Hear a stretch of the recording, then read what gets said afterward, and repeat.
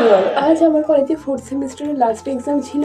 আজ তো ছিল দুটো পরীক্ষা। প্রথম পরীক্ষাটা তো ভালোই মিটে গেছে। যত ঝামেলা সেকেন্ড পরীক্ষায়, মানে দেখো কারেন্ট চলে গেছে, অন্ধকারেই পরীক্ষা দিতে হয়েছে। আমার তো লেখা হয়ে গেছিলো, আর বাইরে কত বৃষ্টি পড়ছে দেখো, বাইরের ওয়েদারটা কতটা সুন্দর লাগছে। এদিকে কারেন্ট চলে গেছে, এদিকে বৃষ্টি পড়ছে, আর আজকে লাস্ট পরীক্ষা।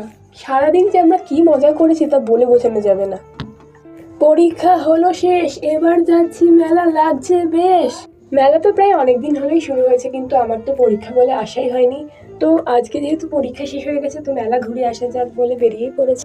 মেলাটা যেহেতু 1 মাস ধরে চলবে, তাই খুব একটা ভিড় কিন্তু হয় না। আমার মনে হয় ভিড় ছাড়া মেলা জমে না। তোমাদের কি মনে হয়? তোমাদের কি ভিড় মেলায় যেতে ভালো লাগে নাকি ফাঁকা মেলায় যেতে ভালো লাগে? কমেন্ট করে বলতে ভুলো না।